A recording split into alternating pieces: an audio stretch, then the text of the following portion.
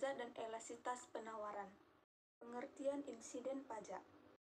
Insiden pajak merupakan pihak yang seharusnya membayar atau membangun.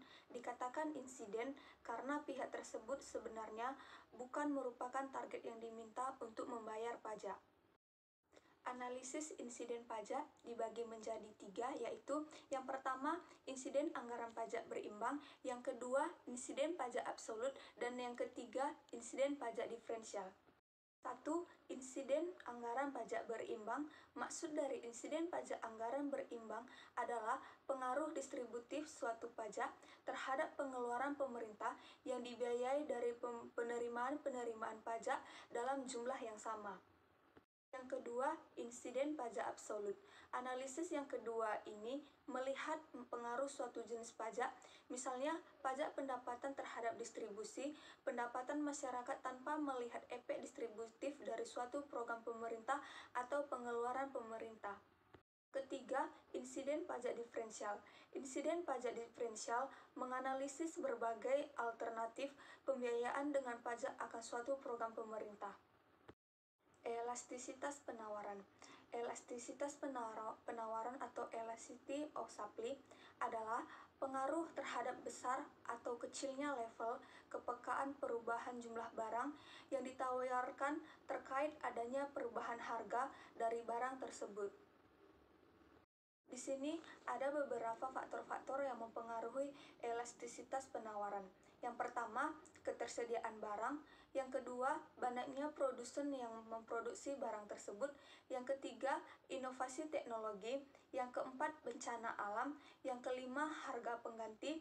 Dan keenam, biaya produksi. Dan yang terakhir, perkiraan masa depan. Jenis-jenis elastisitas penawaran terdiri dari 5. Yang pertama, elastisitas penawaran sempurna. Yang kedua, penawaran inelastis. Ketiga, penawaran elastis. Keempat, penawaran elastis uniter. Dan kelima, inelastis penawaran sempurna. Rumus dari elastisitas penawaran. ES sama dengan persentase perubahan jumlah barang yang ditawarkan per persentase perubahan harga, atau ES sama dengan delta Q per delta P kali P per Q, di mana ES sama dengan koefisien elastisitas penawaran, delta P sama dengan perubahan harga, delta Q sama dengan perubahan jumlah penawaran, Q sama dengan jumlah penawaran awal, P sama dengan harga awal, di mana fungsi penawaran sebelum pajak, QS sama dengan min A tambah BP atau P sama dengan QS per B tambah A per B. Fungsi penawaran setelah pajak, QS sama dengan min A tambah B kali P kurang T atau P sama dengan QS per B tambah A per B tambah T. Dari penjelasan mengenai insiden pajak dan elastisitas penawaran di atas, kita dapat melihat pengaruh insiden pajak terhadap elastisitas penawaran dalam bentuk kurva sebagai berikut. Dalam kondisi penawaran, elastis dari kurva, dapat kita lihat bahwa fungsi penawaran sebelum dikenakan pajak ditunjukkan oleh garis SS warna biru, yaitu di saat penawaran Q1 dengan harga P1.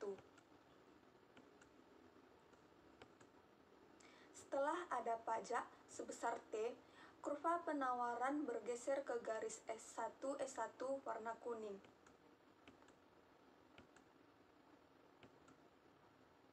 Akibatnya, keseimbangan bergeser ke E1, di mana harga naik ke P2 dengan jumlah barang yang dapat diperjualbelikan turun menjadi Q2.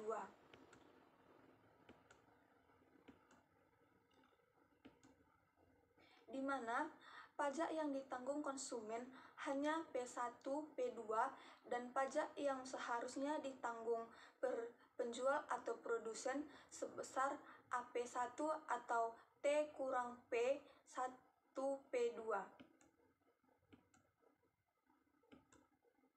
Dari penjelasan di atas Dalam kondisi penawaran elastis dapat disimpulkan beban pajak yang ditanggung konsumen lebih besar daripada beban pajak yang ditanggung penjual atau produsen.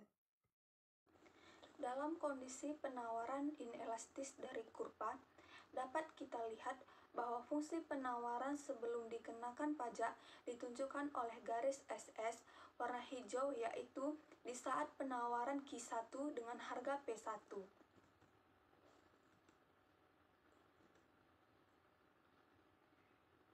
Setelah ada pajak sebesar T, kurva penawaran bergeser ke garis S1 warna biru.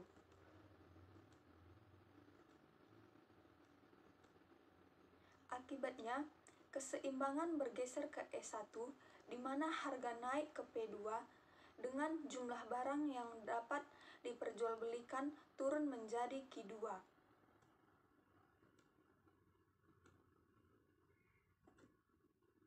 Di mana pajak yang ditanggung konsumen hanya P1, P2, dan pajak yang seharusnya ditanggung penjual atau produsen sebesar BP1 atau T kurang P1 P2.